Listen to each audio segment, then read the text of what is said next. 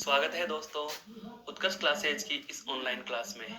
दोस्तों, हम पिछली कक्षाओं से पढ़ते आ रहे बिंदु पर चर्चा करें तो हमारा पिछली कक्षा से बिंदु चल रहा है, पिछली पूर्व पूर्व कक्षा से ही चल रहा है। कौन सा? अर्थ विचार। कौन से बिंदु पर हम चर्चा कर रहे हैं दोस्तों? अर्थ विचार पर चर्चा कर रहे हैं। हमारी जो चर्चा अनवरत है वह किस पर है? वह अर्थ विचार पर है। अनवरत जारी चर्चा अर्थ विचार पर। और अर्थ विचार की बात की जाए तो आपको मैं मौखिक ही बता दूं, वैसे तो आपको याद ही हो गए होंगे कि अर्थ विचार में हम कौन कौन से बिंदुओं को विस्तार देते हैं। देखो, सबसे महत्वपूर्ण बिंदु जो अर्थ विचार में पढ़ा जाता है वह है आपका कौन सा? विलोम शब्द, तत्पश्चात पर्यायवाची शब्द, उसके पश्चात वाक्यांश के लिए एक शब्द, उसके पश्चात आपके युग्म शब्द। दोस्तों, खुशी की बात यह है ये सारे बिंदु हम पढ़ चुके हैं।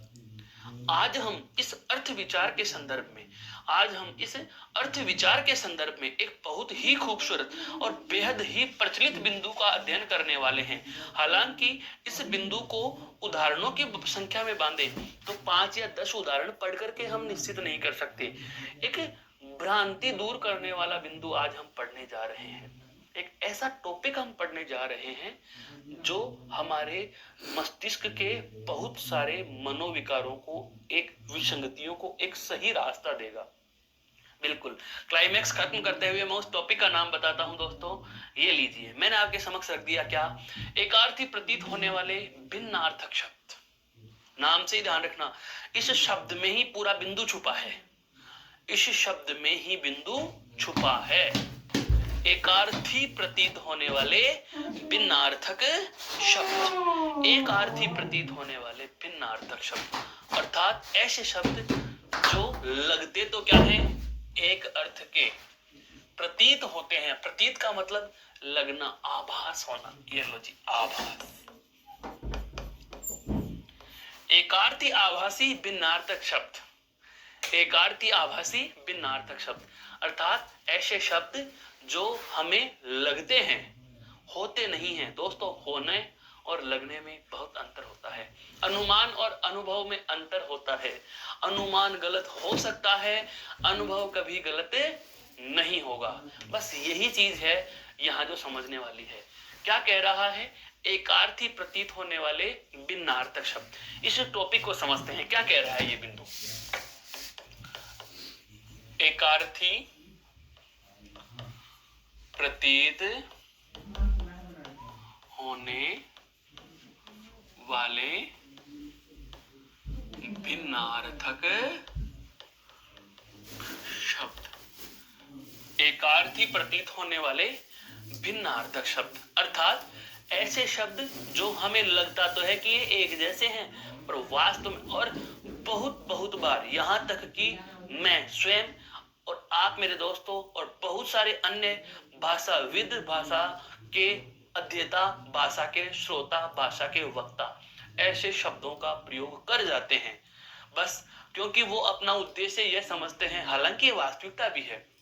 संचार का उद्देश्य क्या है? अनुभव की साझेदारी। विल्बर श्रेम महोदय ने क्या कहा था?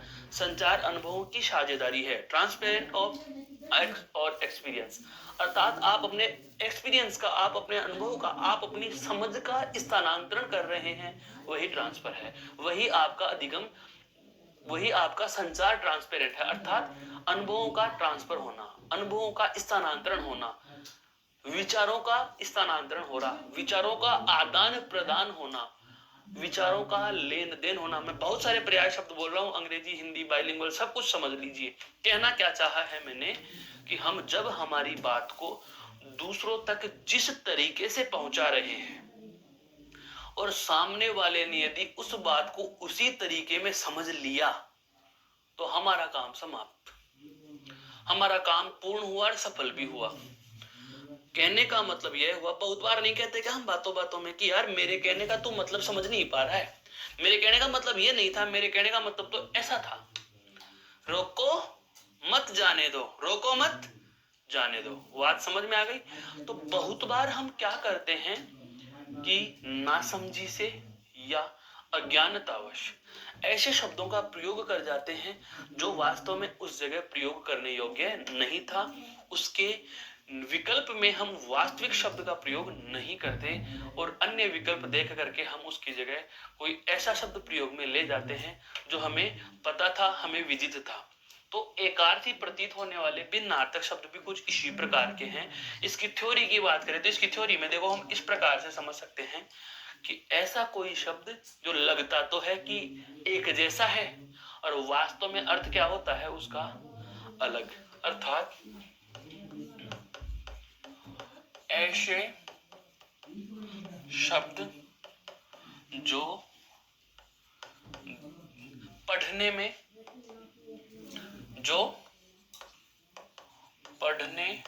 पर एक समान अर्थ के प्रतीत होते हैं। ऐसे शब्द जो पढ़ने पर एक समान अर्थ के प्रतीत होते हैं लेकिन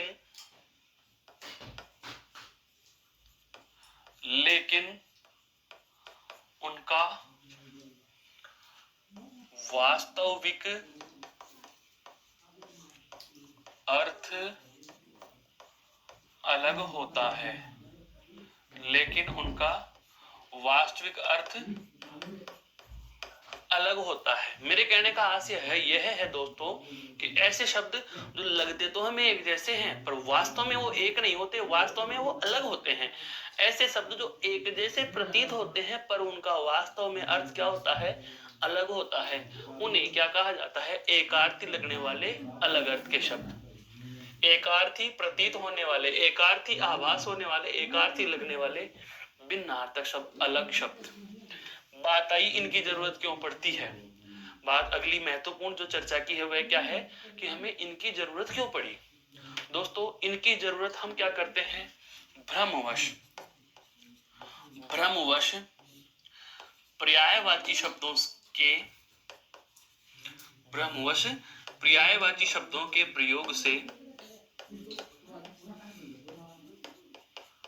प्रयोग में इनको स्थान दिया गया, इनको स्थान दे दिया जाता है। कुछ समझ में आया कि हम भ्रमवश पर्यायवाची शब्दों के संदर्भ में उनका प्रयोग कर जाते हैं। अभी अभी हमने पर्यायवाची शब्द पर भी पूर्व की कक्षा में चर्चा कर रही थी।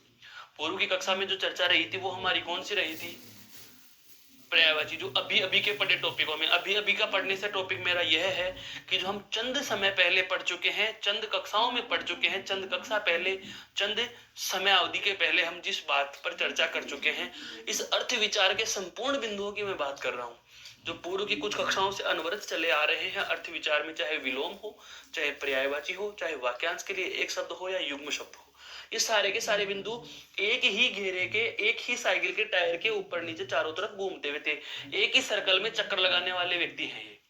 तो हम भ्रमवश पर्यायवाची शब्दों में क्या कर बैठते हैं, एकार्थी प्रतीत होने वाले भिन्नार्थक शब्द का प्रयोग करते हैं और ये हमारी सबसे बड़ी भूल है। इसका प्रयोग क्यों हुआ, वही वाली बात, भ्रमवश, क्योंकि ये तो है, कर तो रहे हैं हम गलती, एकार्थी प्रतीत होने वाले भिन्नार्थक शब्द का प्रयोग कर रहे हैं तो ये तो गलती ही कर रहे हैं। तो हम क्या कहेंगे, भ्रमवश कथन या समझ को सरल बनाने हेतु,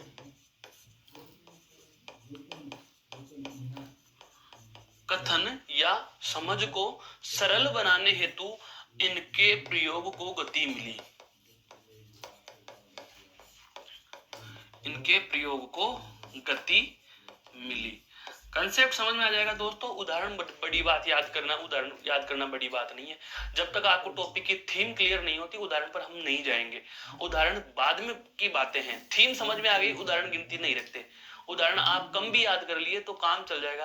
अगर आपको उसका बेसिक सेंस पता है, उसका भाव पता है कि बिंदु कहना क्या चाहता है, उसकी पृष्ठभूमि से आप परिचित हैं, उसकी भूमिका से परिचित हैं, तो आप प्रश्न के जवाब तक पहुंच जाते हैं। इसी तो कहते हैं अनुभव के आधार पर जवाब देना, और ये अनुभव हम प्राप्त कर रहे हैं कि एकार्थी प्रतीत होने वाले भिन्नार्थक शब्द क्या हैं। तो सबसे पहली बात तो आ गई क्या कि ऐसे शब्द जो पढ़ने पर एक समान अर्थ के प्रतीत होते हैं लेकिन उनका वास्तविक अर्थ क्या होता है, अलग होता है, उन्हें एकार्थी प्रतीत होने वाले भिन्नार्थक शब्द कहा गया। उन्हें एकार्थी प्रतीत होने वाले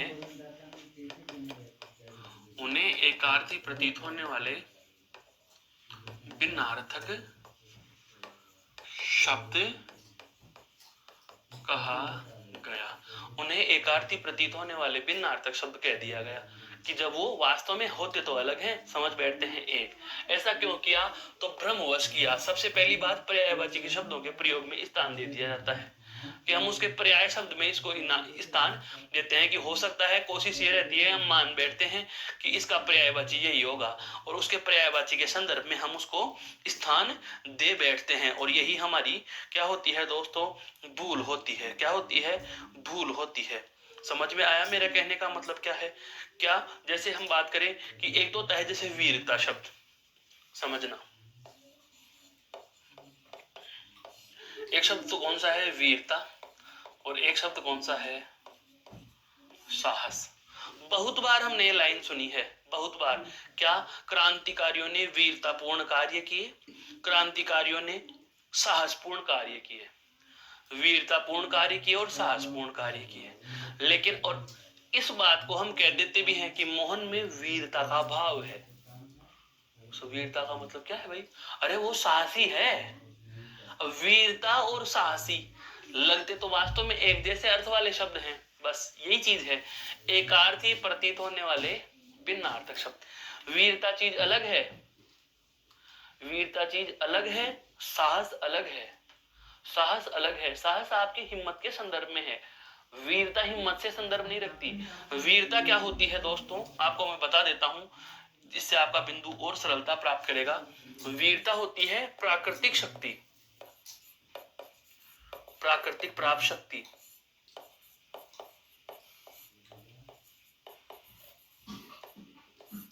वीरता क्या होती है दोस्तों, प्राकृतिक शक्ति होती है, पहले से ही प्राप्त, ऑलरेडी हमें मिली हुई, जिसको हम कह सकते हैं प्राकृतिक शक्ति। क्या होती है, वीरता होती है। आप इसको ये कह सकते हो कि एक नैसर्गिक गुण हो गया। ये क्या हो गया, एक दोस्तों नैसर्गिक गुण हो गया। लेकिन जो साहस होता है ना, साहस, यह होता है भय रहित। साहस किसको कहते हैं, जिसको डर नहीं लगता, वो साहसी, डर रहित साहस। जरूरी नहीं है कि हर एक वीर व्यक्ति साहसी भी हो, हर एक वीर व्यक्ति साहसी भी हो, जरूरी नहीं। वीरता का भाव क्या है, प्राकृतिक शक्ति हो गई। आप इसको एक नेचुरल, एक नैसर्गिक गुण मान सकते हो वीरता का भाव। साहस क्या है, डर को जीतना। जिसने अपने डर को जीता वो तो क्या हो गया, साहस। और जो ऑलरेडी अपने आप में ही प्राकृतिक शक्ति प्राप्त है उसे क्या कहेंगे, वीर। दोस्तों लग तो दोनों एक जैसे रहे थे, मैं पुनः कह रहा हूं, ये दोनों शब्द लग तो एक जैसे रहे थे, बस इसी को कहा जाता है कि एकार्थी प्रतीत होने वाले भिन्नार्थक शब्द। ऐसे शब्द जो पढ़ने पर एक समान अर्थ के प्रतीत होते हैं लेकिन उनका वास्तविक अर्थ क्या होता है भाई, अलग अलग होता है। दूसरी महत्वपूर्ण बात, इसका प्रयोग क्यों किया, तो मैंने क्या कहा, भ्रमवश पर्यायवाची शब्दों के प्रयोग में इनको स्थान दे दिया जाता है। भ्रमवश स्थान दे दिया गया, या हम यह कहें कथन या समझ को, अर्थात हम किसी को कोई बात समझाना चाह रहे हैं और मैंने कहा कि उसमें वीरता का गुण है, श्रोता के वीरता समझ में नहीं आई और मैंने भ्रमवश वीरता को किससे प्रदर्शित कर दिया, मैंने कहा तू साहस तो जानता है ना, हाँ, तो वही होती है वीरता, ये लो। अब उसके जहन में ये भी बैठ गया, मैंने तो गलत बताया था, सामने वाले ने भी ये मान लिया कि साहस और वीरता एक ही है। तो इस प्रकार से ऐसे शब्दों को क्या मिलती गई, गति मिलती गई, इनके कोश में, इनकी संख्या में वृद्धि होती गई।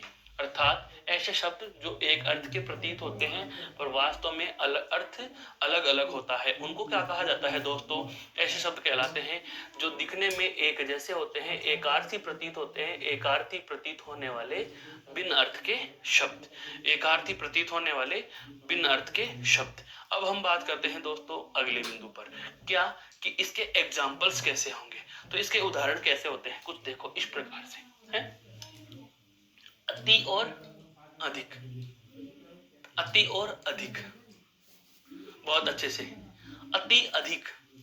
अति का मतलब क्या होगा, अधिक का मतलब क्या होगा, यह चीज देखो, लग तो ऐसे रही है, अति यानी भी वही सोचते हैं ज्यादा, और अधिक का मतलब भी क्या होता है, ज्यादा। अरे भाई अति और अधिक अगर दोनों चीज एक जैसी ही होती तो अत्यधिक शब्द बनता क्या? अत्यधिक शब्द। समझ में आ रहा है दोस्तों?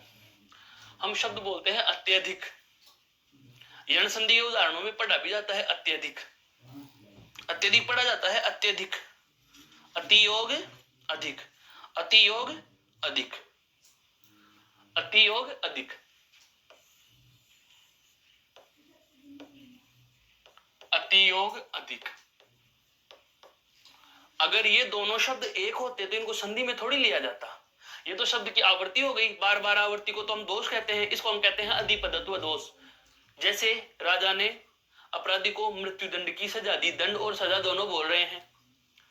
सूर्योदय प्रातः काल के समय होता है, प्रातः काल के समय, काल भी समय और के समय, समय समय दो बार ले लिया आपने, इसको अधिपदत्व दोष कहते हैं। अर्थात एक शब्द का एक से अधिक बार उसी अर्थ में प्रयोग कर देना, अधिपदत्व दोष। ये काव्य में भी आता है, वाक्य शुद्धि में भी ये चीज आती है। तो अत्यधिक का मतलब क्या हुआ? अति अधिक। अति चीज अलग है, अधिक चीज अलग है, लगते दोनों एक जैसे हैं। एक लाइन सुनी होगी आपने, किसी भी चीज की अति होती है वह अत्याचार होता है, अति अत्याचार होता है। अति का मतलब होता है बहुत ज्यादा, अति का मतलब होता है बहुत अधिक, अति का मतलब क्या होता है? बहुत अधिक। और अधिक का मतलब केवल क्या है? ज्यादा है। समझना दोस्तों, मैं इनके अर्थ के आपको दोनों चीजें, बहुत अच्छा टॉपिक है, इसको बहुत अच्छे से क्लियर करो, क्योंकि लगते हमें एक जैसे हैं पर वास्तव में इनमें बहुत बड़ा अंतर होता है और इस अंतर को ही हमें जानना है, अंतर जानना ही हमारा उद्देश्य है? तो अंतर में हम जैसे बात करें कि अति यानी क्या होगा, तो अति यानी तो बहुत अधिक, अति यानी बहुत अधिक, बहुत बहुत अधिक जिसको हम कह सकते हैं। और अधिक यानी केवल ज्यादा। गर्मी ज्यादा है तो आप कह सकते हो गर्मी अधिक है। आप कहें गर्मी बहुत ज्यादा है तो आप कहेंगे गर्मी अति हो रही है, अर्थात गर्मी अति है, गर्मी अति है। बिल्कुल, अति यानी बहुत अधिक और अधिक यानी केवल ज्यादा। अधिक यानी केवल ज्यादा, अधिक यानी केवल ज्यादा है। बिल्कुल। अगला देखो, अभिवादन। अभिवादन और अभिनंदन। अभिनंदन करते हैं, अभिवादन करते हैं, हम बोलते भी हैं। बहुत बार मंच संचालक होता है, किसी मंच को संचालित कर रहे होता है, तो उस समय वह मेहमानों के या अतिथियों के स्वागत में शब्द बोल जाता है कि संपूर्ण उत्कर्ष परिवार की ओर से आज के इस 15 अगस्त के कार्यक्रम में पधारे हुए सभी अतिथियों का मैं अभिनंदन करता हूँ, स्वागत करता हूँ, अभिनंदन करता हूँ, अभिवादन करता हूँ। अरे भाई, अभिनंदन चीज क्या है, अभिवादन चीज क्या है? लग तो एक जैसे रहे, वास्तव में इन दोनों में अंतर है भाई। इन दोनों में अंतर क्या होता है, उस अंतर को भी हम जानेंगे दोस्तों। तो जो आपका अभिवादन होता है, अभिवादन, अभिवादन का मतलब होता है दोस्तों प्रणाम। अभिवादन प्रणाम, अभिवादन यानी प्रणाम। और अभिनंदन का मतलब तो जानते हो, ये वेलकम है आपका, कौन सा? स्वागत। ये क्या है दोस्तों? स्वागत है, स्वागत। ये क्या है आपका? स्वागत है। अभिवादन क्या है दोस्तों? स्वागत। और अभिनंदन क्या है? अभिवादन क्या है? प्रणाम। और अभिनंदन क्या है दोस्तों? स्वागत। अभिवादन, वादन यानी प्रणाम, अभिवादन प्रणाम है। और अभिनंदन का मतलब क्या है दोस्तों? स्वागत है। क्या है? स्वागत। अगला आता है आपका कौन सा? आग्रह और अनुरोध। ये भी बहुत अच्छा शब्द है। एक है अनुरोध और एक है आग्रह। बात दोनों समझना है इसको। लग तो एक जैसे रहे हैं, वो तो टॉपिक के नाम से ही पता चल गया कि हम बिंदु कौन सा पढ़ रहे हैं। बिंदु पढ़ रहे हैं एकार्थी लगने वाले अलग अर्थ के शब्द। तो देखो, इनके अर्थ को समझना है, इनकी थ्योरी समझनी है। आग्रह और अनुरोध, इन दोनों में एक चीज कॉमन होती है, वह होती है जिद।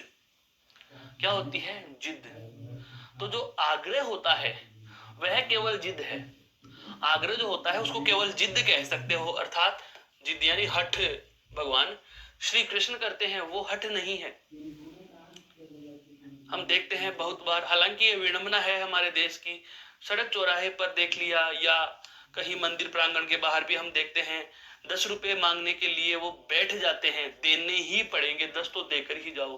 क्या कर रहे हैं वो? हट कर रहे हैं, हट कर रहे हैं। क्या कर रहे हैं? हट कर रहे हैं। भगवान श्री कृष्ण माखन के लिए जैसे मान लिया हट कर रहे हैं। लेकिन जब बात आ जाएगी, लेकिन जब बात अनुरोध की आ जाएगी, तो अनुरोध में वही हट तो है, लेकिन इसमें एक भाव जुड़ जाता है दोस्तों आपके विनय का। तो इसको कहा जाता है विनय पूर्वक जिद करें। पिताजी से या मम्मी से बेटे या बेटी को 20 रुपए चाहिए, खिलौने लाने हैं, मैं जाऊंगा खिलौने लाऊंगा, जाऊंगी खिलौने लाऊंगी, यह कौन से में जाएगा? अनुरोध में। यह कौन से में जाएगा?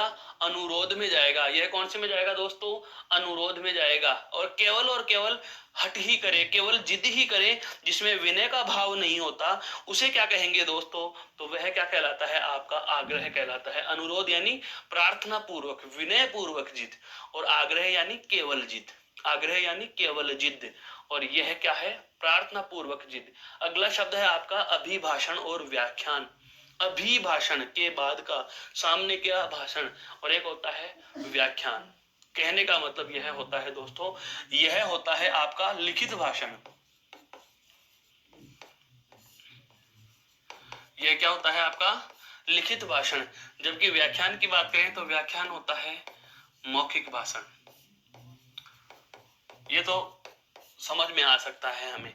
अभिभाषण और व्याख्यान दोनों लगते तो एक जैसे हैं, लगते एक जैसे हैं। अभिभाषण का मतलब भी प्रेजेंटेशन है, और वो भी मौखिक रूप से ही, और व्याख्यान का मतलब भी प्रेजेंटेशन है, वो मौखिक रूप से। लेकिन मूल भाव समझो क्या? ये लिखित भाषण है, अर्थात किसी चीज को हम देखकर पढ़ रहे हैं, किसी चीज को हम देखकर अभिव्यक्त कर रहे हैं, वो अभिभाषण होगा।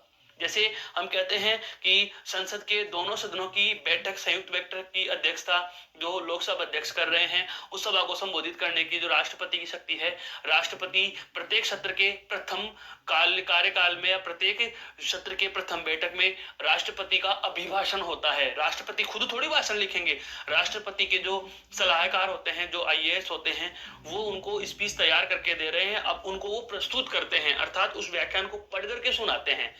जैसे बजट का अभिभाषण प्रस्तुत कर दिया, बजट का अभिभाषण प्रस्तुत कर दिया गया, तो जो संबंधित वित्त मंत्री होगा या संबंधित राज्य का मुख्यमंत्री होगा, क्योंकि राज्य में तो वित्त मंत्री मुख्यमंत्री को ही कहा जाता है, केंद्र में वित्त मंत्री अलग होते हैं, तो जो वित्त मंत्री होता है, भाषण या वित्त का जो ब्यौरा होता है, उसको क्या करते हैं? अभिभाषण करते हैं। लिखे हुए को पढ़कर बोलते हैं, और ये मन से बोलते हैं। जैसे मैं बोल रहा हूं, ये क्या हो गया? मौखिक भाषण। ये क्या हो गया? मौखिक भाषण। और फिर मैं कहूं, देखो हमारे समक्ष लिखा हुआ है व्याख्यान, अर्थात मौखिक भाषण, तो मैंने पढ़ के बताया, ये क्या कहलाएगा दोस्तों? यह कहलाएगा आपका अभिभाषण। यह क्या कहलाएगा दोस्तों? अभिभाषण कहलाएगा। क्या कहलाएगा? अभिभाषण कहलाएगा। अभिभाषण है। अब आता है अगला कौन सा? अपवाद और निंदा। एक्सेप्शन और निंदा, ये दोनों चीजें बहुत अच्छी हैं। अपवाद और निंदा। अपवाद का परिचित होना भी जरूरी है। बहुत बार हमें हिंदी व्याकरण में हो, संस्कृत व्याकरण में हो, अंग्रेजी व्याकरण में हो, यह सुनने को मिल जाता है कि अमुक बिंदु, ये तो अपवाद का शब्द है, यह अपवाद का उदाहरण है। अपवाद का मतलब क्या होता है? ध्यान रखना, अपवाद का मतलब होता है, अरे अगर किसी शब्द को संधि में अपवाद मान लिया गया, मतलब यह हुआ कि उस पर कोई नियम लागू नहीं हो रहा। नियम लागू नहीं हो रहा, इसका मतलब कोई तथ्य नहीं है हमारे पास कि ए और ए जुड़ करके ओ बन गया। समझ में आया मेरे कहने का मतलब क्या हो? अपवाद किसको कहा? जिस पर कोई नियम लागू नहीं होता।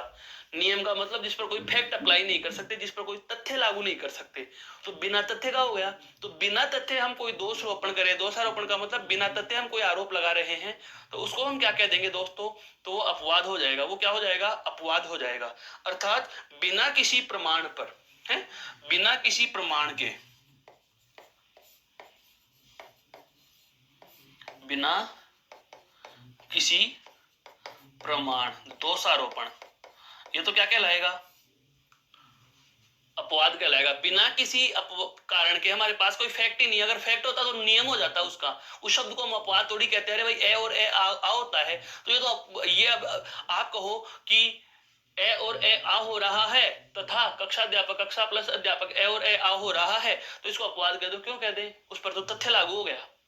बिना किसी प्रमाण के, प्रमाण लागू हो गया, फैक्ट अप्लाई हो गया, जहां नियम लागू नहीं होता उसी को तो अपवाद कहा जाता है।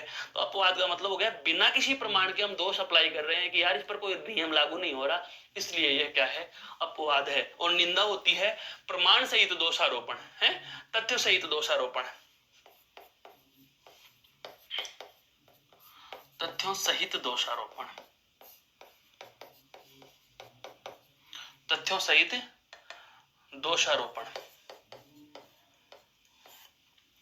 अगर आपके पास प्रमाण है और प्रमाण के साथ अगर किसी पर आरोप लगाया जा रहा है तो वह किस में चला जाएगा दोस्तों, तो उसे आप क्या कहोगे, तो उसे आप अपवाद कहोगे। अगर आपके पास बेस नहीं है तो अपवाद, और बेस आ गया, आपके पास फैक्ट है, तो फैक्ट के साथ यदि आप किसी पर आरोप लगा रहे हो तो वह क्या होता है दोस्तों, तो उसे हम कहते हैं क्या, फैक्ट वाले को निंदा, फैक्ट वाले को निंदा। आगे बढ़ते हैं अगले उदाहरण पर। देखो, आकार और एक होता है रूप, आकार और रूप। आकार समझना, आकार गोलाकार, अर्थात आकार में कैसा है, गोल, आकार में कैसा है, गोल। आयताकार, अर्थात आकार कैसा है उसका, आयत के जैसा है। आकार कैसा है उसका, आयत के जैसा है। आकार कैसा है उसका, आयत के जैसा है। और यह क्या कहते हैं, यह रूप है, यह इसका क्या है, रूप। सरूप यानी बहुत सुंदर रूप, और कुरूप यानी अच्छा रूप नहीं या बुरा रूप कह सकते हैं। अच्छा रूप नहीं, कुरूप हो गया, बुरा रूप कह सकते हैं, स्वरूप और कुरूप। वही वाली बात आ रही है। आकार, आकार अर्थात लगते तो देखो रूप आकार ऐसे एक जैसे लग रहे हैं, रूप आकार आकृति नहीं, अलग है। आकार का मतलब क्या हो गया, आकार यानी उसकी स्ट्रक्चर, बनावट। आकार का मतलब क्या होता है दोस्तों, बनावट। और आकार के संदर्भ में ही, आकार के साथ साथ ब्रह्मवश कौन सा लेते हैं, रूप। क्या उसकी रूप, रूप यानी उसकी आकृति, उसकी आकृति, उसकी शक्ल, उसकी शक्ल, उसकी आकृति। चौकोर है, आयत के जैसा है तो आयताकार हो गया, और ये आयत है का आकृति, तो बना हुआ तो रूप और के जैसा आकार, बना हुआ तो रूप और के जैसा क्या हो गया दोस्तों, आकार है। के जैसा क्या हो गया, आकार हो गया, के जैसा क्या हो गया, आकार। अब देखो है, मोहनलाल ने अपने व्यापार में क्या करी है, उन्नति करी है। क्या करी है, उन्नति करी है या प्रगति करी है। अब उन्नति और प्रगति ये दोनों चीजें भी अलग अलग है। उन्नति और प्रगति लगती तो एक जैसी ही है? उन्नति और प्रगति लगती तो एक जैसी है लेकिन है अलग अलग। उन्नति का मतलब उन्नति, उत प्लस नति, उत प्लस नति, संधि में पढ़ते हैं उत प्लस नति, उत प्लस नति, नति यानी विकास और उत यानी ऊपर, ऊपर उठते हुए विकास, ऊपर की ओर विकास, और विकास ऊपर की ओर विकास, ये तो क्या हो गया, उन्नति। और प्रगति यानी साधारण विकास, ये कहीं भी हो सकता है, लंबवत भी हो सकता है, वर्तुलाकार भी हो सकता है, स्थान विशेष में भी विकास हो सकता है, विस्तार पाना जिसको कह सकते हैं। तो प्रगति होती है साधारण विकास।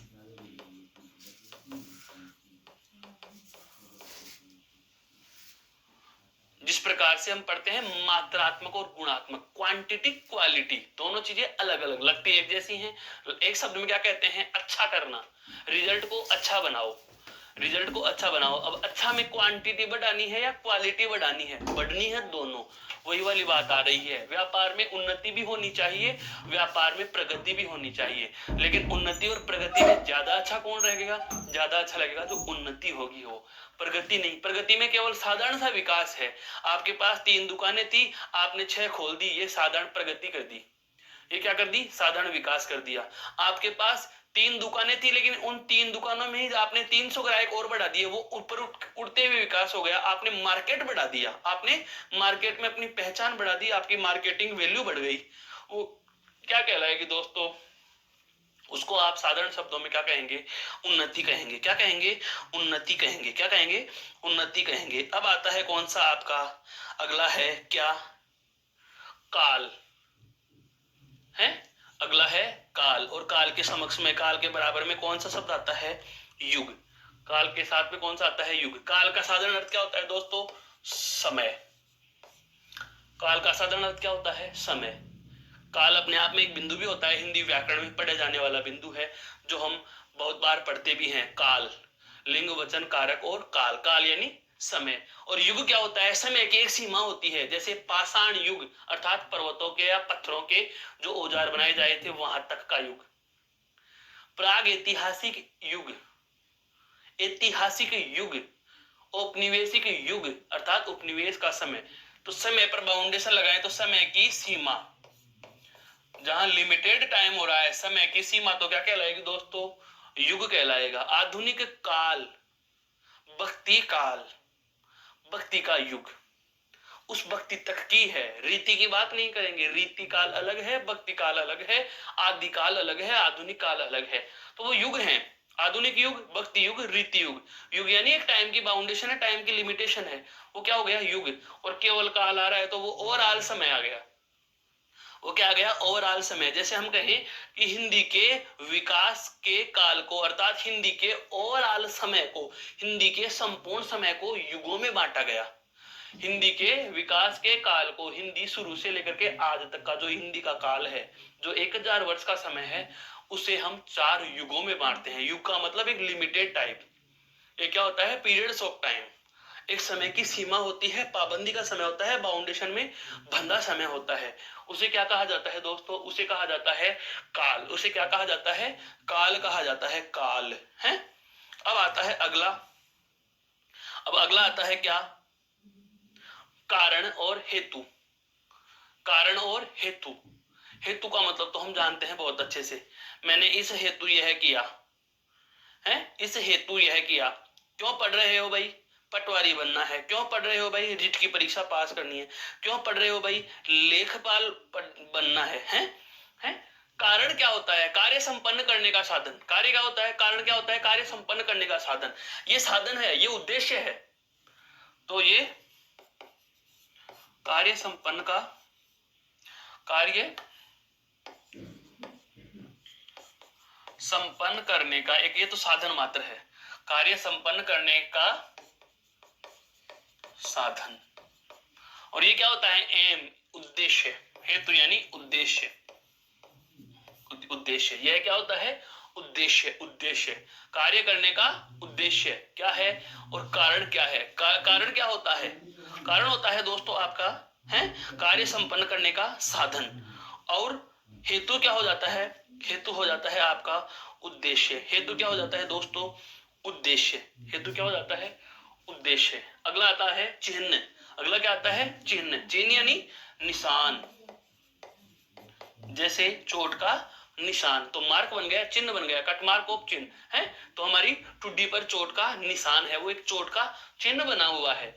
और लक्षण जो होते हैं, लक्षण के लिए कहा जाता है विशेषताएं। ये तो मैंने आपको पहले भी बताया था जब हम क्रिया विशेषण पढ़ते हैं। क्रिया विशेषण के लक्षण, विशेषताएं, महत्व। क्रिया विशेषण, विशेषताएं अर्थात लक्षण। लक्षण का अर्थ क्या होता है भाई?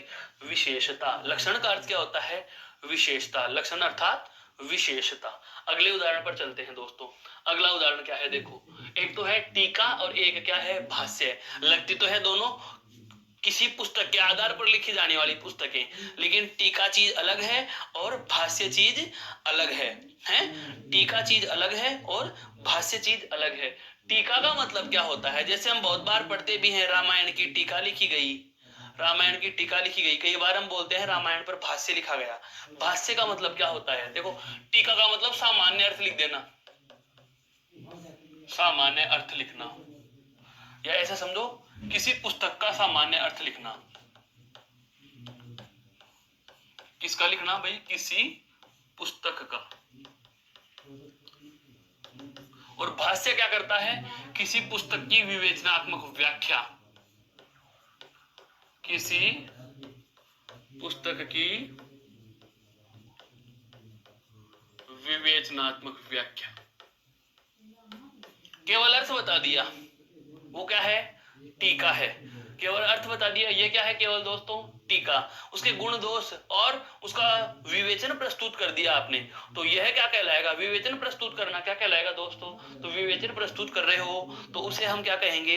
भाष्य कहेंगे। क्या कहेंगे? भाष्य कहेंगे, भाष्य है। अगला है आपका क्या? धारणा या विचार। धारणा या विचार। धारणा, धारणा, मेरी धारणा है, मेरी धारणा है, मेरी धारणा, धारणा मैंने धारण कर ली है। धारणा का मतलब जो आप मान बैठे हो, जो आप मान बैठे हो। और हम मानेंगे किसको? जैसा कि हम सोचते हैं, अर्थात जिस पर हमें विश्वास हो गया, अर्थात यह हमने धारण कर लिया है। धृति धारण करती है, धृति धारण करती है, विश्वास है।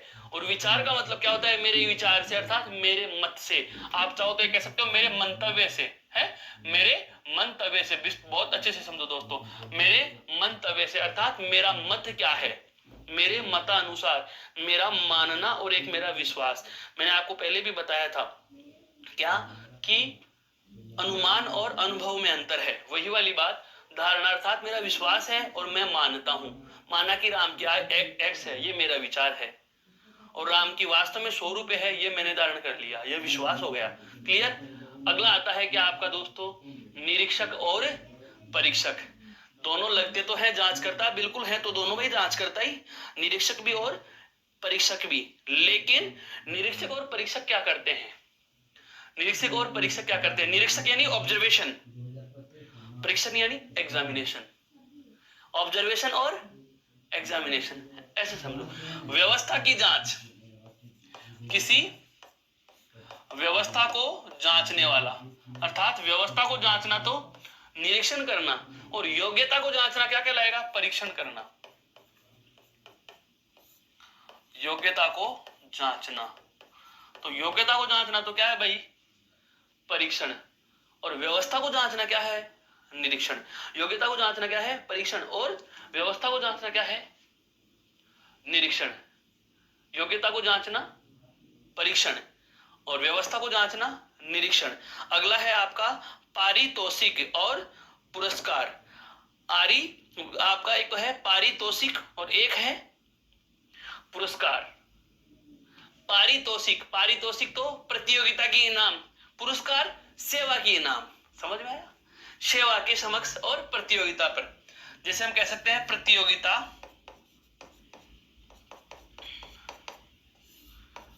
के विजय के उपलक्ष्य में, प्रतियोगिता के विजय के बाद दिया जाएगा। कोई प्रतियोगिता थी, आपने जीत ली, कोई प्रतियोगिता थी, आपने जीत ली, प्रश्नोत्तरी प्रतियोगिता थी, आपने जीत ली, क्विज कंपटीशन था, आपने जीत लिया। तो किसी प्रतियोगिता के जीतने के बाद आपको जो दिया जाएगा वो क्या होगा भाई? वह क्या होगा? पारितोषिक होगा। लेकिन आपके सेवा कार्य की वजह से आपको क्या मिलेगा? पुरस्कार।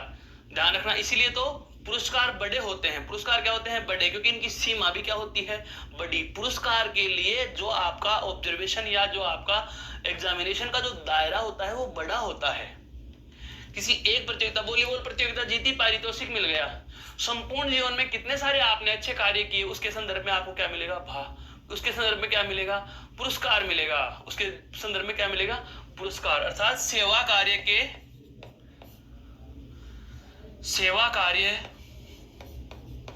के संबंध में, सेवा कार्य के संदर्भ में दिया जाता है वह तो क्या है? पुरस्कार। और प्रतियोगिता पर दिया जाता है वो क्या कहलाता है? आपका पारितोषिक। पारितोषिक प्रतियोगिता के विषय में है और पुरस्कार सेवा के विषय में। आप ऐसे भी समझ सकते हो कि आपने कोई प्रतियोगिता जीती तो आपको क्या मिलेगा? पारितोषिक। और अगर आपने कोई सेवा कार्य अच्छे किए हैं, अच्छे कार्य आपने किए हैं, उसके संदर्भ में अगर आपको कोई भेंट दी जा रही है तो वो क्या कहलाएगा दोस्तों? वह कहलाता है आपका पुरस्कार। अगला शब्द है बहुत ही सरल और बहुत ही अच्छा। क्या? एक तो है प्रयत्न और एक है आपका प्रयास। एक तो है कौन सा? प्रयत्न और एक है क्या? प्रयास। अब ध्यान दीजिए, प्रयास, प्रयास अपने आप में बड़ा शब्द है। प्रयास और प्रयत्न, प्रयत्न का मतलब कोशिश। मैंने प्रयत्न किया अर्थात साधारण कोशिश की। मैंने प्रयत्न किया, साधारण कोशिश की। प्रयास किया अर्थात अधिक प्रयत्न किया। समझ में आया कुछ? है किसी भी सफलता को प्राप्त करने के लिए आपने ज्यादा कोशिश करी, बहुत ज्यादा कोशिश करी। तो साधारण सी कोशिश की तो वो तो क्या कहलाया? प्रयत्न। साधारण सी कोशिश तो क्या कहलाया? प्रयत्न। और अगर आपने बहुत ज्यादा प्रयत्न कर दिया, आप समझो, साधारण कोशिश तो क्या कहलाई? प्रयत्न। और ये साधारण कोशिश आपने अधिक कर दी, साधारण कोशिश आपने अधिक कर दी, अर्थात प्रयत्न को आपने अधिक कर दिया, तो उसे क्या कहा जाएगा? प्रयास कहा जाएगा। उसे क्या कहा जाएगा? प्रयास कहा जाएगा। है करत करत अभ्यास के जड़मति हो तो सुजान, बार बार करना है। आप शिक्षा मनोविज्ञान में पढ़ते हैं, आप शिक्षा मनोविज्ञान में पढ़ते हैं दोस्तों, अधिगम के जब हम नियम पढ़ते हैं, क्या प्रभाव का नियम, अभ्यास का नियम पढ़ते हैं कि नहीं पढ़ते?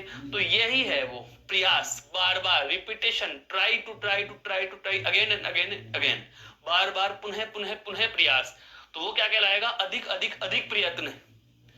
और केवल प्रयत्न का मतलब साधारण सी कोशिश कि आपने परीक्षा में फॉर्म भर दिया, एक किताब ले आए, 4-5 दिन पढ़ लिया, मिल जाए तो ठीक, नहीं मिले तो जयराम जी की, तो वो क्या कहलाएगा? प्रयत्न कहलाएगा। और आप जड़वत होकर के बैठ गए, 11-11 घंटे की मेहनत कर रहे हो, तो वो क्या कहलाएगा दोस्तों? वो प्रयास कहलाएगा। वो क्या कहलाएगा? प्रयास कहलाएगा, प्रयास। अगली बात देखो, अगले बहुत अच्छे शब्द हैं, छोटे छोटे शब्द हैं, बहुत अच्छे हैं, महत्वपूर्ण भी हैं। आगे आपके 3-3 के जोड़े भी 2 रखे हैं अपने। पहले देखो कौन सा है, एक तो है प्रेम और एक क्या होता है दोस्तों? स्नेह। एक तो है प्रेम और एक क्या है? स्नेह है। बस दोस्तों ध्यान देने की बात है, अभी 10 मिनट में सारा बिंदु क्लियर हो जाएगा। क्या कि प्रेम और स्नेह, प्रेम और स्नेह कहने का मतलब यह हुआ कि प्रेम और स्नेह, हम आपसे प्रेम करते हैं, हम आपसे स्नेह रखते हैं, दोनों चीजें अलग अलग हैं दोस्तों, लगती तो एक जैसी है। आज तक हम एक ही अर्थ में इनका प्रयोग करते आए हैं, अभी तक आप और हम एक ही अर्थ में इनका प्रयोग करते आ रहे हैं, लेकिन प्रेम चीज अलग है, स्नेह चीज अलग है। प्रेम कहाँ होगा और स्नेह कहाँ होगा? प्रेम का मतलब होता है सामान्य अनुराग, सामान्य अनुराग। याद आ रहा हो तो दोस्तों, एक टॉपिक होता है हिंदी में रस, रस टॉपिक होता है, जिसमें 3 प्रकार के प्रेम की चर्चा की जाती है। कितने प्रकार की चर्चा की जाती है? 3 प्रकार के प्रेम की चर्चा की जाती है। वो 3 प्रकार का प्रेम क्या क्या होता है वो जानो।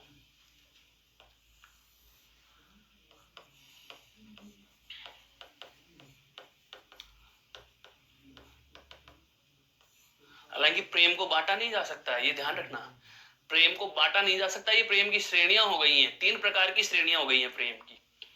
सबसे पहला समवयस्क, अर्थात उम्र में या आयु में एक जैसों में प्रेम। 2 दोस्तों में भी हो सकता है, 2 भाइयों में भी हो सकता है, 2 भाई बहनों में हो सकता है, पति पत्नी में हो सकता है, सखियों में हो सकता है, मित्रों में हो सकता है। वह कौन सा है? समवयस्क वाला प्रेम, प्रेम नंबर 1। इसका नाम है आपका श्रृंगार। क्या कहा जाता है दोस्तों इसको हिंदी काव्य में? श्रृंगार रस कहा जाता है, जिसका स्थायी भाव होता है रति, अर्थात जिसमें तड़प का भाव ज्यादा हो। क्लियर? पहली बात वापस से सुन लो, प्रेम के 3 स्थितियां, 3 श्रेणियां हैं। हालांकि है ये थोड़ी गहरी बात, पर समझ में आ जाएगी, कठिन भी नहीं है, असंभव कुछ नहीं। 3 प्रकार के प्रेम की श्रेणी। सबसे पहली कौन सी बताई मैंने आपको? समवयस्क वाली श्रेणी। इस शब्द को समझाने के लिए सारा वर्णन बिल्कुल वृत्तांत गा रहा हूं आपके समक्ष, ध्यान से सुनो इसको। तो सबसे पहला तो कौन सा हुआ? समवयस्क वाला, जिसको हम कहते हैं श्रृंगार रस, स्थायी भाव रति। ठीक है। दूसरा, ये तो पहला है। दूसरा, एक बड़ा एक छोटा। एक बड़ा है और एक क्या है दोस्तों? छोटा। एक बड़ा है और एक छोटा है, एक बड़ा है और एक छोटा है। पहला छोटा दूसरा बड़ा हो सकता है, दूसरा बड़ा है पहला छोटा हो सकता है, कोई भी हो। इस स्थिति में उदाहरण दे रहा हूं, जैसे पिता पुत्र हो गया, जैसे पिता पुत्र हो गया, माता पुत्र हो गया, मां और पुत्र हो गया। हो सकता है मां और पुत्री का हो, या पिता और पुत्री में हो, पिता और पुत्री के प्रेम का भाव हो, या हम कह सकते हैं गुरु शिष्य में। हम क्या कहते हैं? जैसे गुरु शिष्य में, क्योंकि गुरु शिष्य में भी पिता पुत्रवत संबंध होता है, पिता पुत्रवत संबंध होता है। बहुत अच्छे से समझना दोस्तों, जब एक बड़ा और एक छोटा हो, जब समवयस्क के प्रेम का भाव है, तो उसको श्रृंगार प्रकार का प्रेम कहा गया, जिसे रति कहा जाता है, जिसमें एक दूसरे को बराबर अपेक्षाएं होती हैं, एक को दूसरे से बराबर अपेक्षाएं होती हैं। ए और ब समवयस्क का प्रेम है। भगवान श्री राम और सीता का प्रेम है, राधा और कृष्ण का प्रेम है, गोपियों और कृष्ण का प्रेम है।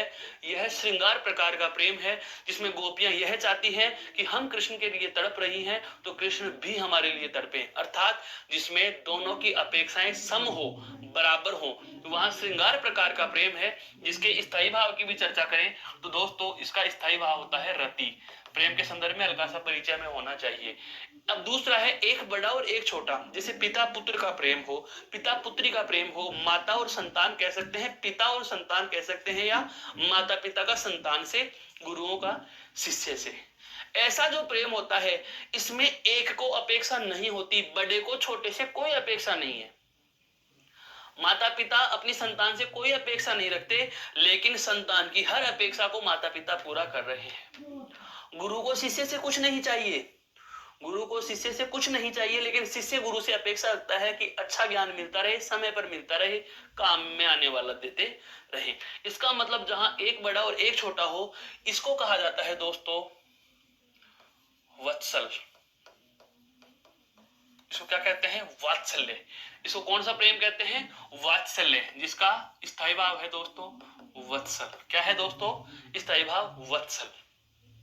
वत्सल ममता का भाव जिसमें होता है, ममत्व का भाव होता है, जिसमें ममत्व का भाव होता है, जिसमें दुख होने पर बिल्कुल गोद में लेकर के उसको दुलार किया जा सके, वो है वात्सल्य प्रेम।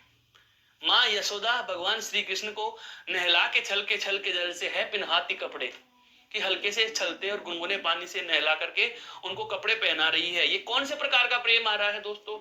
ये आ रहा है वात्सल्य प्रकार का प्रेम। तीसरा और अंतिम जो प्रेम की स्थिति को बयां करता है वह है आपका क्या? भगवान का भक्त से। भगवान का किससे दोस्तों? भक्त से। भगवान का भक्त से और भक्त का भगवान से। इनका जो आपस का प्रेम होता है, भक्त के बिना भगवान अधूरा, भगवान के बिना भक्त अधूरा, वो वाला प्रेम, इसको कहा जाता है भक्ति रस। क्या कहा जाता है दोस्तों? भक्ति रस कहा जाता है। भक्ति रस काव्य शास्त्र बता रहा हूं आपको, ये बहुत काम की चीज है। भक्ति रस। जब आपको स्नेह और प्रेम का अंतर समझना हो तो ये चीज जरूर पता होनी चाहिए कि वास्तविक प्रेम होता क्या है। तो जब भक्त का भगवान से प्रेम हो या भगवान का भक्त से प्रेम हो, जैसा कि हम कह सकते हैं, बिल्कुल जैसा कि हम कह सकते हैं सूरदास को कृष्ण से था, मीरा को कृष्ण से, हालांकि वो उनकी प्रेम के भाव की थी, लेकिन भक्त का जैसे रसखान को श्री कृष्ण से हुआ है, वाल्मीकि को राम से हुआ, तुलसी को राम से हुआ, तुलसी को राम से हुआ, कबीर को परमात्मा से हुआ, कबीर को परमात्मा से हुआ, जायसी को परमात्मा से हुआ। यह जो प्रेम होता है दोस्तों, इसे कहते हैं भगवान का भक्त से प्रेम, भक्त का भगवान से प्रेम, भक्त का भगवान से है। जैसे कि भागीरथी और गंगा, भागीरथ और गंगा का प्रेम। यह वाला कौन सा है दोस्तों? भक्ति रस, अर्थात भक्ति के प्रकार का प्रेम। प्रेम की तीनों प्रकार की श्रेणियां आपको समक्ष मैंने प्रस्तुत कर दी। अब बात आती है कि सर ये प्रेम और स्नेह क्या चीज है? तो ध्यान रखना, प्रेम का सामान्य अर्थ होता है सामान्य अनुराग। इनमें से कोई सा भी हो प्रेम है। ये तीनों के तीनों क्या है? प्रेम। ये तीनों के तीनों क्या है दोस्तों? प्रेम। लेकिन केवल स्नेह की बात की जाए, केवल स्नेह की बात की जाए तो स्नेह का संबंध आपके किससे होता है? वात्सल्य से। किससे होता है? वात्सल्य से। अर्थात मैं यहां स्नेह लिखूंगा। स्नेह का मतलब होता है अपनों से, अपने से छोटों के प्रति अनुराग। यह तो कौन सा है? सामान्य अनुराग। यह तो क्या है? सामान्य अनुराग। लेकिन जहां स्नेह का भाव होता है दोस्तों, वहां होता है स्वयं से छोटों के प्रति, अर्थात छोटों के प्रति जो लगाव का भाव होगा।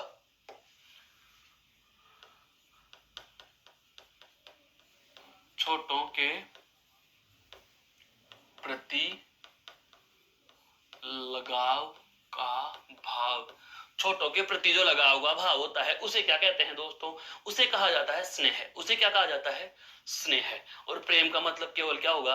प्रेम का मतलब होता है आपका सामान्य अनुराग। प्रेम का मतलब क्या होगा? सामान्य अनुराग। ये बहुत अच्छे से क्लियर हो गया दोस्तों। अब आता है आपका कौन सा? संपत्ति और वैभव। संपत्ति और वैभव। संपत्ति का मतलब सबको पता है क्या? धन। वैभव का मतलब धन नहीं होता है। वैभव का मतलब होता है क्या? ऐश्वर्य। वैभव का मतलब क्या होता है? ऐश्वर्य। ऐश्वर्य का विच्छेदी पूछे तो ईश्वर प्लस ये प्रत्यय है। ये ध्यान रखना, ईश्वर में क्या जुड़ा हुआ है? ये प्रत्यय जुड़ा हुआ है, विशेष प्रत्यय जुड़ा हुआ है, इसलिए ई की जगह आई बनता है। ऐश्वर्य। दोस्तों दो शब्द होते हैं, एक होता है अमीर, एक होता है रईस। अमीर के पास पैसा है, रईस के पास पैसे को खर्च करने का कलेजा होता है। अमीरी घमंड का परिचायक होती है, रहीसी भाव का परिचायक होती है। रईस अलग चीज होता है, अमीर अलग चीज होता है।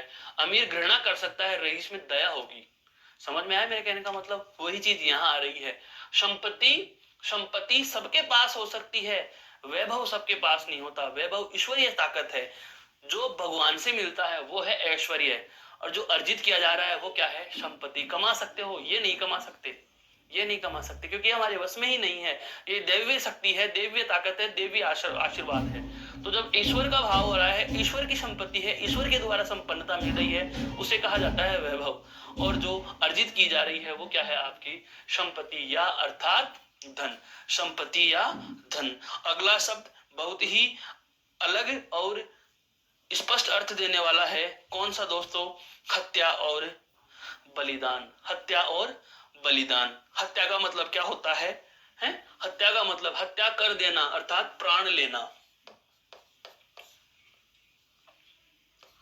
प्राण लेना, हत्या यानी प्राण लेना। लेकिन बलिदान का मतलब होता है किसी हित में, किसी हित में, या हम कहें देश हित में प्राण देना। देश हित में प्राण देना, ये तो क्या कहलाएगा? बलिदान कहलाएगा। देश के हित में आपने जान दी है, ये क्या कहलाया आपका दोस्तों? ये है आपका बलिदान कहलाया। देश हित में प्राण देना है, देश हित में प्राण देना, ये तो क्या कहलाया आपका? बलिदान कहलाया। ये क्या कहलाया? बलिदान। और यदि किसी की जान ले रहे हैं तो वो क्या कहलाएगा? हत्या, अर्थात प्राण लेना है, प्राण लेना। अब ये तीन तीन शब्द हैं। जिस प्रकार से दो दो ही एकार्थी प्रतीत होने वाले अलग अलग अर्थ के शब्द हैं, वैसे तीन तीन हैं। ये तीनों शब्द एक जैसे लगते हैं, जैसे ये दोनों शब्द एक जैसे लग रहे थे अब तक, ये तीनों शब्द हमें एक जैसे लगते हैं, लेकिन प्रत्येक का अर्थ अलग अलग होता है। सबसे पहले हम बात करना चाहेंगे दोस्तों किसकी? अनुसंधान। सबसे पहले हम बात करना चाहेंगे किसकी दोस्तों? अनुसंधान। तो अनुसंधान का मतलब क्या होता है? अनुसंधान खोज है। अनुसंधान, अनुसंधान का मतलब होता है रहस्य का पता लगाना। रहस्य का पता लगाना, अनुसंधान। अनुसंधान, जैसे कि आप पीएचडी करते हैं, वो क्या करते हैं दोस्तों? रहस्य का पता लगाते हैं। अर्थात कोई भी विषय विशेष पर पीएचडी कर रहे हैं तो उस बिंदु में छुपी हुई ऐसी बात जो किसी को आज से पहले पता नहीं थी, तो वो रहस्य हो गया, तो उसका पता लगाना क्या कहलाता है? अनुसंधान। क्या कहलाता है? अनुसंधान। अन्वेषण का मतलब होता है किसी स्थान की खोज, किसी स्थान की खोज करना, किसी स्थान की खोज, अर्थात ऐसी जगह ढूंढ लेना जो किसी को पता नहीं थी, किसी स्थान विशेष की, अर्थात अज्ञात स्थान की खोज। आप ये कह सकते हो दोस्तों अज्ञात स्थान। किसी स्थान से मतलब क्या है? अज्ञात स्थान की खोज। ऐसे समझो, और भी सरल हो गया ये। अज्ञात स्थान की खोज कर लेना क्या कहलाएगा? अन्वेषण है। अज्ञात स्थान की खोज कर लेना क्या कहलाएगा? अन्वेषण। और अनुसंधान क्या है? रहस्य का पता लगाना। आविष्कार तो सब जानते ही हैं। आविष्कार तो क्या होता है? नई वस्तु की खोज, नई वस्तु की खोज, नई वस्तु की खोज। बहुत अच्छे से समझो। अनुसंधान मतलब छुपी हुई बात का पता लगा लिया, रहस्य छुपा हुआ था, पता लगा लिया। अन्वेषण स्थान की खोज है, और आविष्कार वस्तु की खोज है। आविष्कार वस्तु की खोज है दोस्तों। अगली बात पर हम प्रकाश डालें। अगला हमारा जो तथ्य है, अगला हमारा जो शब्द है, देखो, स्त्री, पत्नी और महिला। स्त्री, पत्नी और महिला, यह भी बहुत ही अच्छा शब्द है। तीनों हमें लगते एक जैसे हैं।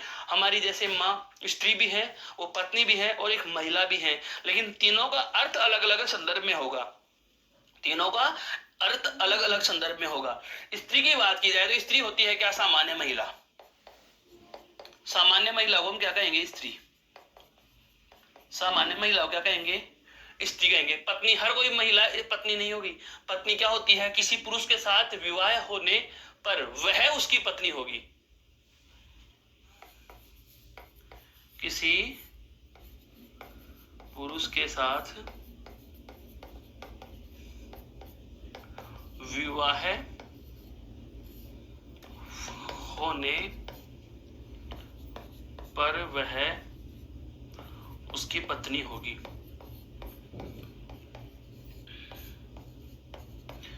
यहाँ पर महिला से फीमेल और ऑल फीमेल। लेकिन यदि किसी फीमेल का किसी व्यक्ति विशेष के साथ विवाह हो जाता है तो उस व्यक्ति की वह क्या कहलाएगी? पत्नी कहलाएगी। क्या कहलाएगी?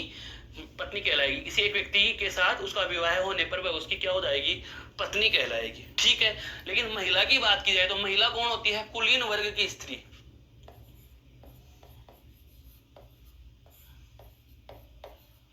कुलीन वर्ग की स्त्री। कुलीन वर्ग की सामान्य कुलीन वर्ग की सामान्य स्त्री महिला है। सामान्य महिला। स्त्री केवल सामान्य महिला को स्त्री कह सकते हैं, हर कोई हो सकती है। पत्नी को हर कोई नहीं कह सकते। किसी एक व्यक्ति विशेष के साथ उसका विवाह हो रहा है तो वह महिला उस व्यक्ति की क्या कहलाएगी दोस्तों? पत्नी कहलाएगी। और कुलीन वर्ग की महिला को हम क्या कह सकते हैं? कुलीन वर्ग की स्त्री को हम क्या कहेंगे? महिला कहेंगे। कुलीन वर्ग की स्त्री को हम क्या कहेंगे दोस्तों? महिला कहेंगे। तो अब तक जो हमारा आज का वृत्तांत रहा, आज की इस कक्षा में अभी अभी हमने जानना जो आरंभ किया था, वह जो हमारा बिंदु विस्तार प्राप्त जिसको करता चला गया, यह रहा आपका कौन सा दोस्तों? एकार्थी प्रतीत होने वाले भिन्नार्थी शब्द। एकार्थी प्रतीत होने वाले भिन्नार्थक शब्द। तो इस एकार्थी प्रतीत होने वाले भिन्नार्थक शब्द में परिभाषा के संदर्भ से हमने जाना, परिभाषा के संदर्भ से हमने क्या जाना कि ऐसे शब्द जो पढ़ने पर एक सामान्य अर्थ के प्रतीत होते हैं, एक समान अर्थ के प्रतीत होते हैं, पर वास्तविक अर्थ क्या होता है दोस्तों? उनका अलग होता है। वास्तविक अर्थ क्या होता है? अलग होता है। और यह क्या रहा हमारा उदाहरण? यह क्या रहा दोस्तों? हमारा उदाहरण रहा। उदाहरण। यह क्या रहा दोस्तों? हमारा उदाहरण रहा। तो ऐसे कोई भी शब्द जो लगते तो एक जैसे हैं पर वास्तव में अर्थ इनका क्या होता है दोस्तों? अलग अलग होता है। फिर अगली बात क्या आ गई कि भ्रमवश पर्यायवाची शब्दों में हम इनका प्रयोग करने लग गए थे। कहने का मतलब एकार्थी प्रतीत होने वाले भिन्नार्थक प्रयोग हिंदी में क्यों घुसे? तो हम इसको कहां दे दिया स्थान? इनको पर्यायवाची स्थान, पर्यायवाची शब्दों में स्थान देने लग गए। फिर अगली बात हमने जानी कि किसी कथन को या समझ को, सामने वाले को हम सरल बनाना चाह रहे हैं, कोई श्रोता को हम बात कहना चाह रहे हैं, तो वक्ता कोशिश यह करता है कि सुनने वाले के उसकी विचार, उसकी वार्ता बहुत अच्छे से और सरल ढंग से समझ में आ जाए। तो वह क्या करता है? उसकी जगह कोई अल्टरनेटिव अर्थात उसके कोई विकल्प का शब्द खोजता है। और विकल्प के शब्द के संदर्भ में उसे पर्याप्त अगर जानकारी नहीं रहती तो वह ऐसे शब्दों का प्रयोग कर बैठता है जैसे कि हमने देखा अति, अधिक दोनों लगते एक जैसे, अर्थ अलग अलग। फिर अभिवादन, अभिनंदन है, प्रणाम और स्वागत, अनुरोध और आग्रह है कि एक तो प्रेम पूर्वक जिद है, प्रार्थना पूर्वक, और एक केवल जिद है। अभिभाषण लिख को पढ़ना, व्याख्यान का मतलब मन से बोलना, अपवाद का मतलब बिना किसी फैक्ट के आप दोष लगा रहे हो तो अपवाद है, और अगर आपके पास फैक्ट है फिर दोष कर रहे हो तो वह उसकी निंदा कहलाएगी। आकार का मतलब क्या होता है? उसका स्ट्रक्चर होता है। और रूप का मतलब आकृति होती है। उन्नति यानी कि अप में डेवलपमेंट, ऊपर की ओर विकास, और प्रगति का मतलब सामान्य विकास। काल होता है और आल समय, और युग होता है एक बाउंडेशन का समय। कार्य या कारण और हेतु में बात करें तो कार्य संपन्न करने के साधन को क्या कहा गया? कारण कहा गया, जिसको करण भी कहा जाता है। और हेतु यानी होता है उद्देश्य। चिन्ह का मतलब क्या था दोस्तों? निशान, और लक्षण होते हैं विशेषताएं। टीका मतलब सामान्य अर्थ, अर्थात किसी पुस्तक का सामान्य अर्थ लिख देना क्या कहलाता है? टीका। और भाष्य कहलाता है उसकी समीक्षात्मक विवेचना, अर्थात उसका विवेचनात्मक क्रम में व्याख्या कर दी जाए, विवेचनात्मक रूप से व्याख्या कर दी जाए तो वह कहलाती है भाष्य। फिर पढ़ा धारणा और विचार। धारणा मतलब हमने धारण कर लिया है, अर्थात हमें यह विश्वास हो गया है। विचार का मतलब होता है हमारा मत, हमारा मानना। निरीक्षक होता है व्यवस्था को जांचना, और परीक्षक होता है योग्यता को जांचना। योग्यता को जांचने वाला और व्यवस्था को जांचने वाला भी कह सकते हो, है निरीक्षण। इसको ऐसे समझो, योग्यता को और व्यवस्था को जांचने वाला। ये बहुत अच्छे से समझना। निरीक्षक, यहां अगर आता दोस्तों निरीक्षण, तो निरीक्षण होता व्यवस्था को जांचना, व्यवस्था को जांचना। और क्या यानी कार्य करने वाला, तो हम जांचने वाला। ठीक उसी प्रकार से हम यहां भी लिख सकते हैं परीक्षक का मतलब योग्यता को जांचने वाला, योग्यता को जांचने वाला।